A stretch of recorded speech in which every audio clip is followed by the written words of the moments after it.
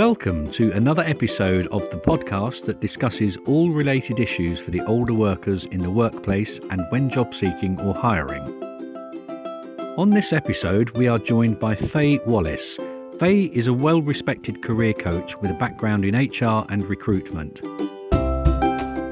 She set up her business Bright Sky Career Coaching 4.5 years ago, which supports individuals and employees within businesses with their careers. The three main areas she focuses on are outplacement support, assisting companies by offering the services of a career specialist to support staff with getting their next jobs, career change, and overcoming challenges at work.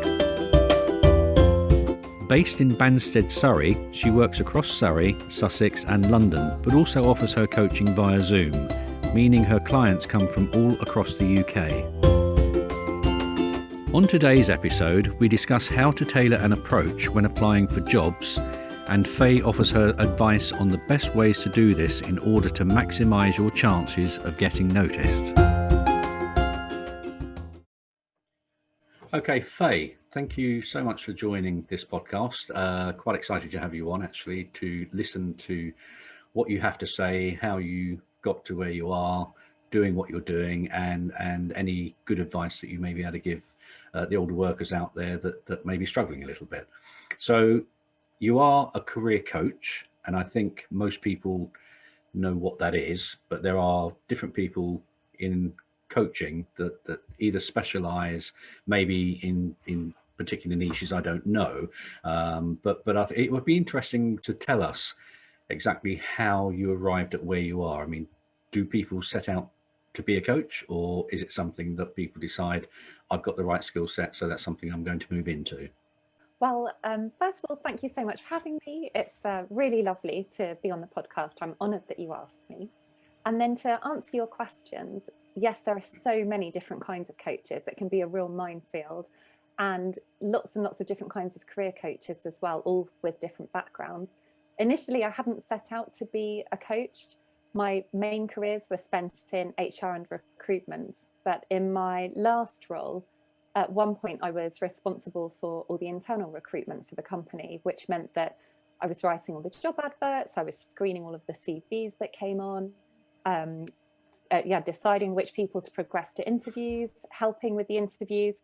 And while I was doing all of that, I started having friends and family ask me for help with their own careers. So they'd say, things like, oh, I'm really finding it hard to get anyone to take my CV seriously. I don't seem to be being invited for interviews. Can you help? And because I was just looking at hundreds of CVs every week, I could really quickly tell them how they could easily improve what they already had, or where to start if they didn't have the CV. So that had all sort of started on the side. And then as part of my HR work, I actually put together a career management workshop for the same company. And it was just such a rewarding thing to do. I had really lovely feedback. People really felt it made a big difference to the way that they approached their careers. And from that, I started being asked to coach a couple of the people within the business. And at the time, I didn't really know what coaching was properly. So a lot of what I was doing was very much on instinct and just wanting to help.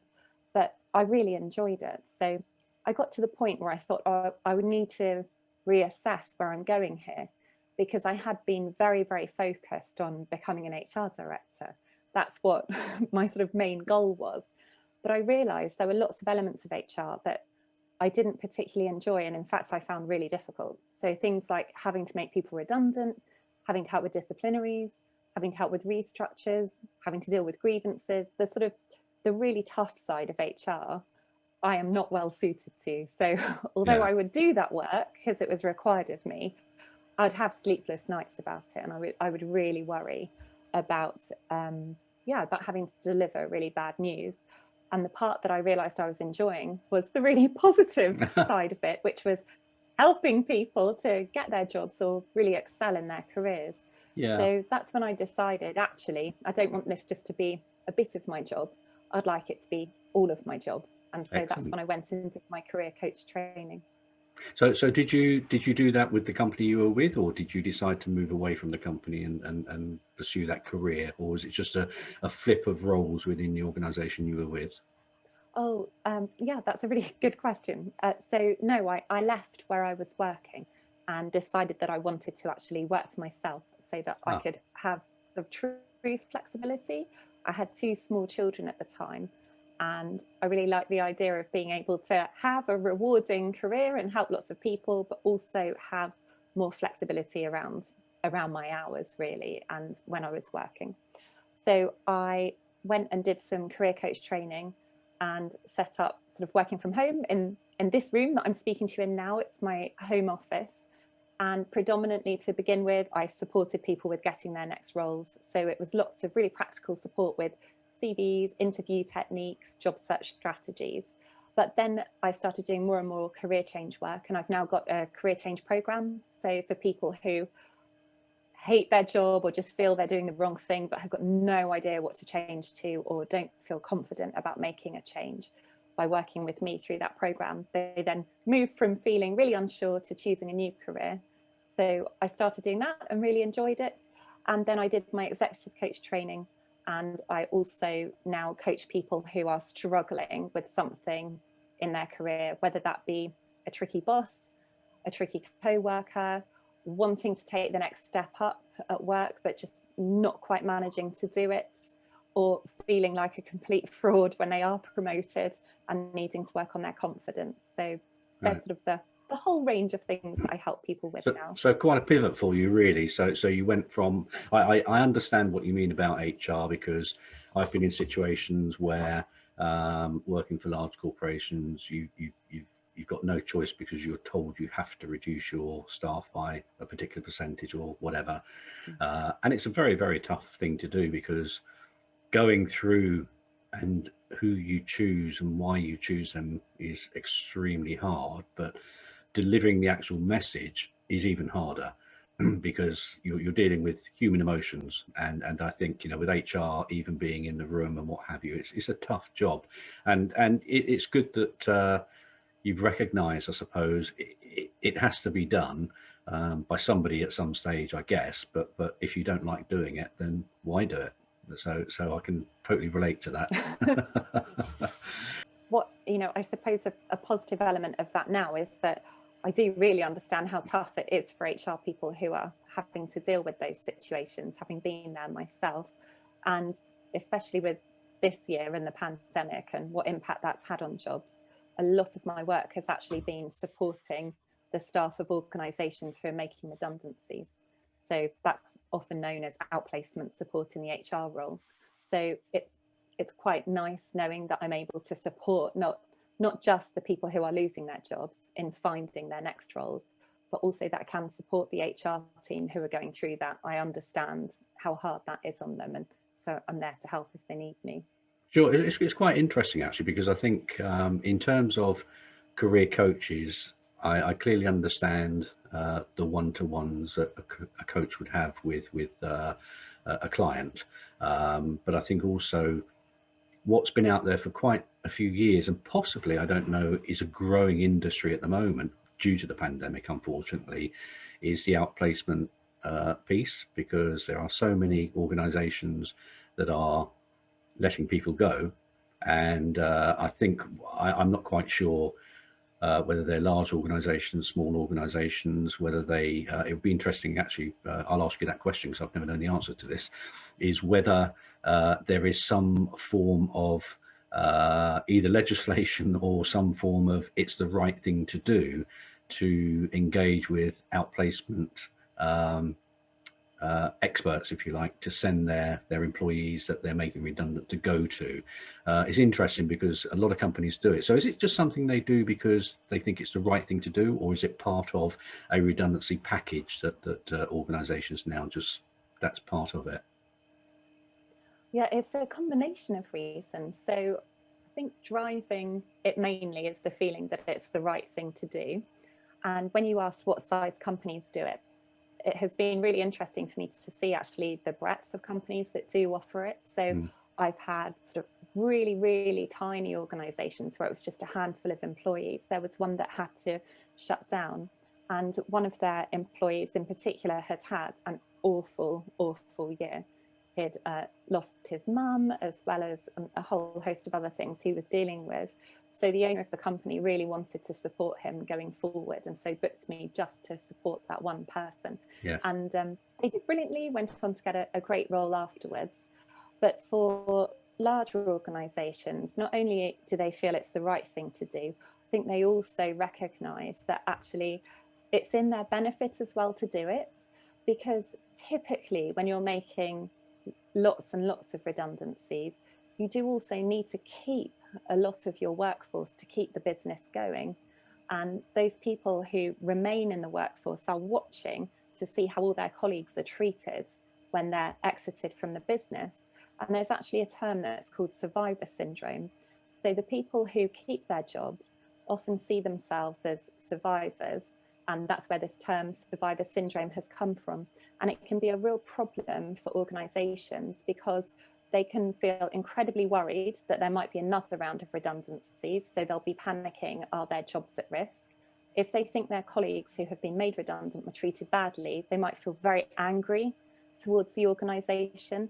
And all of these things will start to impact their performance.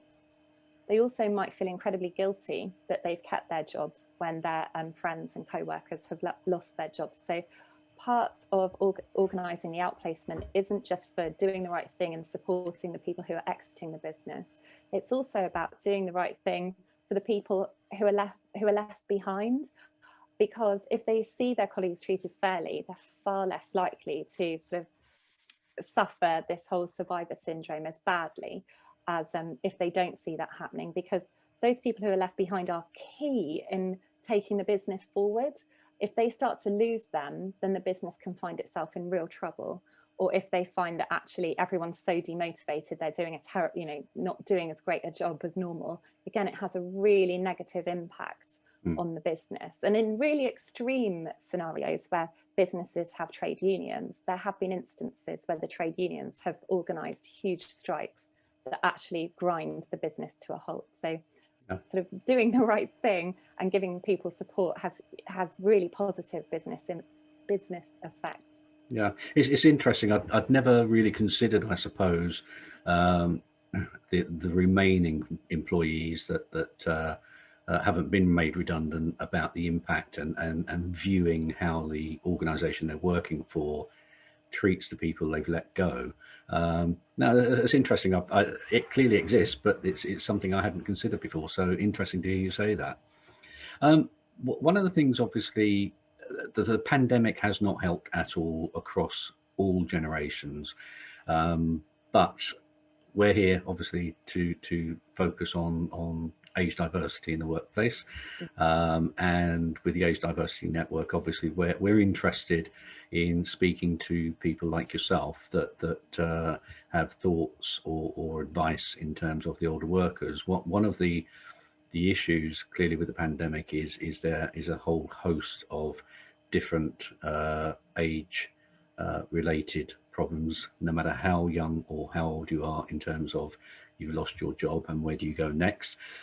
However, age diversity as an issue, even if we put aside the amount of older workers that potentially are either losing their jobs or just cannot find work right now, it's something that existed for quite some time. And it's one of those isms that I've always personally thought is sort of bottom of the pile for whatever reason. It does exist. There is legislation around that too. But the problem is it's something that doesn't really get talked about in depth, if you like, regarding the issues that are out there for it, in relation to other things that maybe hit the press and the news and what have you. So, and you might get the odd story about somebody took an employer to work due to ageism, but that's about it. And this is something that obviously we're very keen to sort of see how we can gain advice and help from individuals that will be able to give some sort of direction or input to the older workers. So I don't know whether it's something you've personally come across in terms of dealing with people that are suffering with that specifically, and if so, that would be great to hear of any examples. But for the listeners, it would also be fantastic to hear what your view is on age diversity in the workplace. Sure. So from the perspective of trying to get a next job, I think what I've really noticed is a lack of confidence a lot of the time. So if I'm asked to support someone who's going to be losing their job with getting their next one thing that I have noticed sometimes is that for some older workers, they can really, really worry that their age is going to hold them back. And because they're so worried about it, it then almost paralyzes them from taking action. So they'll kind of ignore the fact that they have to, or they should be working on their CV, and they'll ignore the fact that it's a good idea to start putting themselves out there and applying for roles, because they'll convince themselves they're not going to get anything.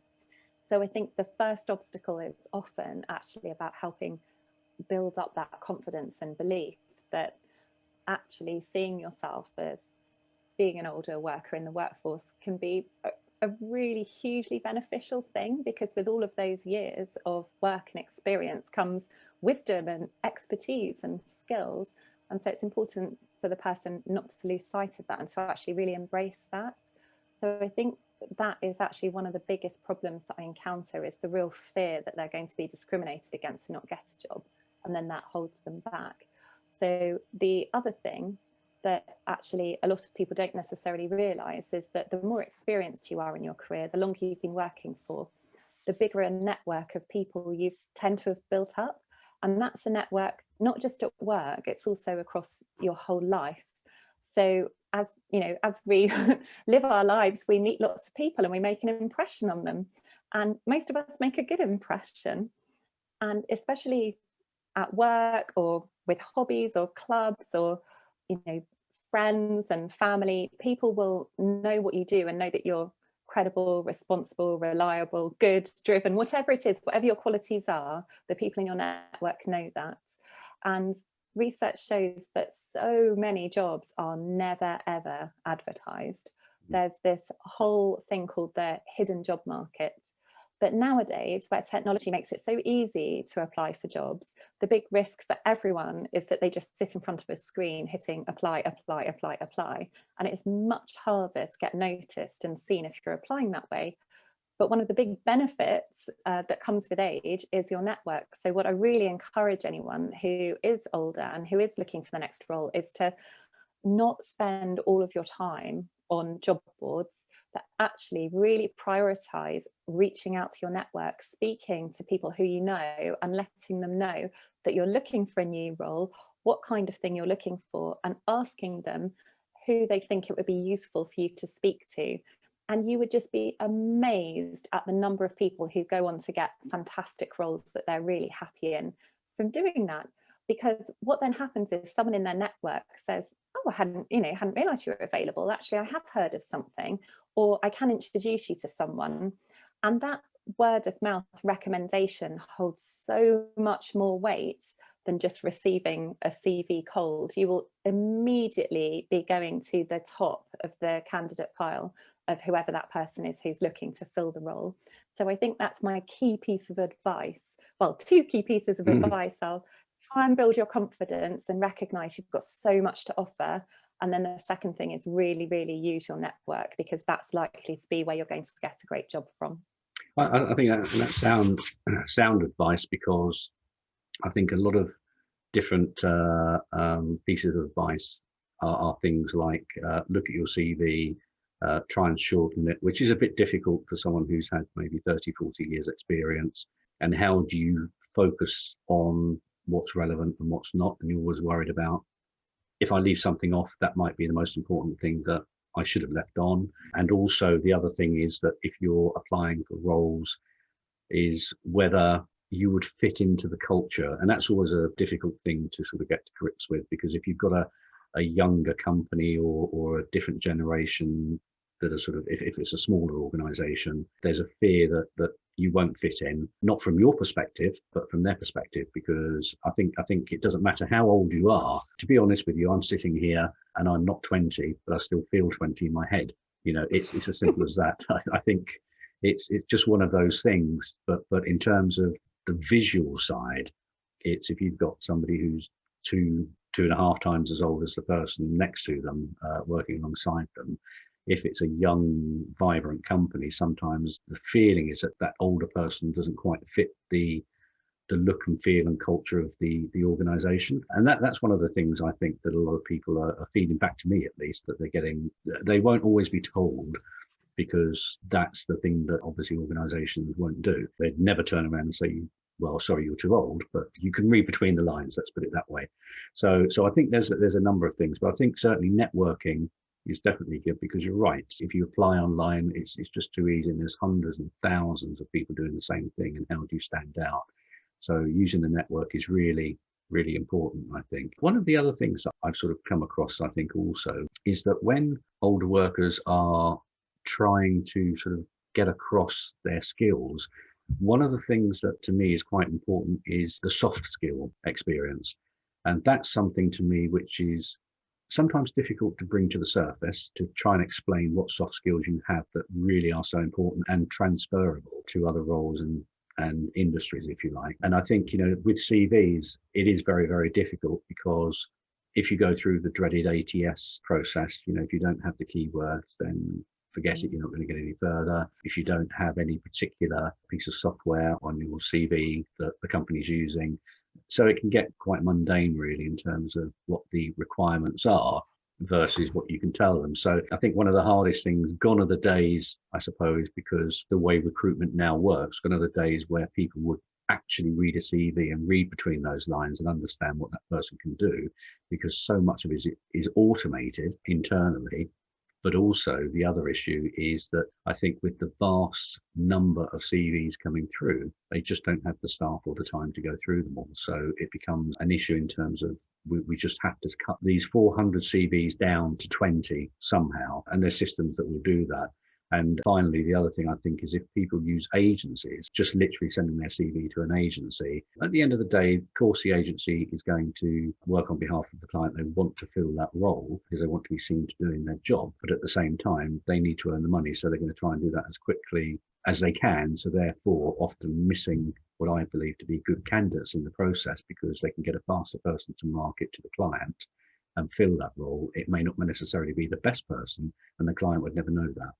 So there's so much wrong, I think, in terms of the process, but that's another discussion, I think. Well, but on the flip side of that, I think being aware of all of those issues means that you can do a lot to counteract them. So when you mentioned applicant tracking software systems, you're absolutely right. Particularly larger organizations use them to screen CVs because they're getting so many. But once you know that you're in an applicant tracking software system when you're going to be applying, it means you can do your absolute best to tailor the CV to get through that sift. And actually, if you write your CV well enough that it's likely to get through the software screen, then it's also going to be a really high quality CV for when a person reads it. And to get it through the applicant tracking software system, it's some really simple stuff to do, which really is about finding out what are the skills required for the role. And again, if it's a large organization, they're likely to have a fairly detailed job advert. Behind that job advert, they'll have a very detailed job description.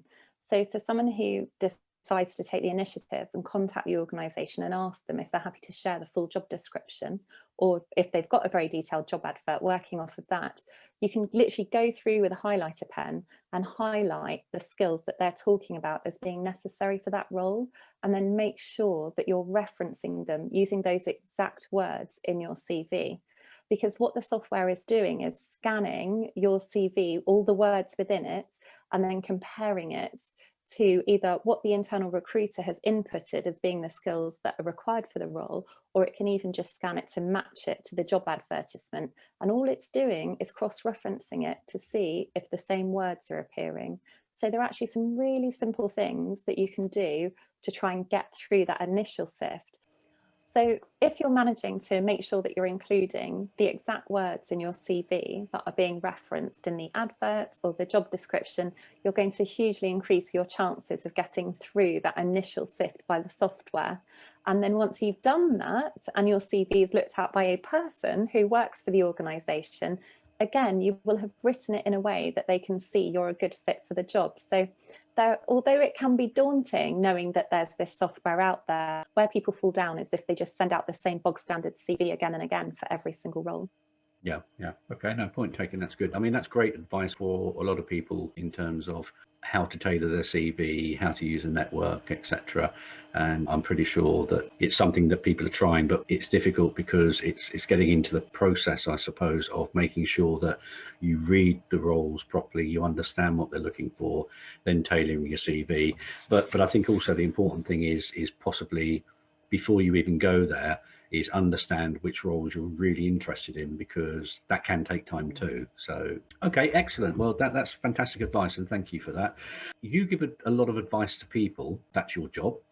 So let me flip that round now and ask you, what's the best piece of advice anyone's ever given you?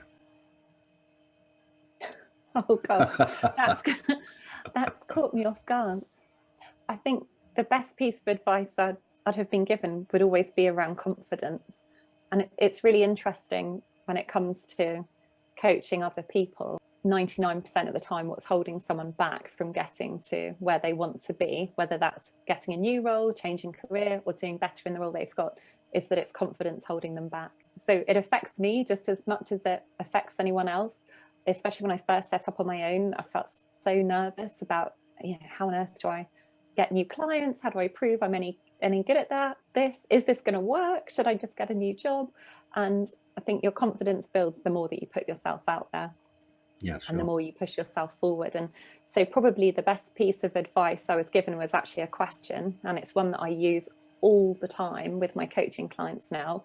And that question is, what's the worst thing that could happen? So even, obviously we met each other via LinkedIn, and I don't post on there as regularly as I would like to, but in the beginning, particularly, I'd feel so nervous about putting a post on there. You think, oh, what if I look stupid, or I haven't done this quite right, or, so-and-so laughs, or a friend sees it and thinks, what on earth is Faye doing?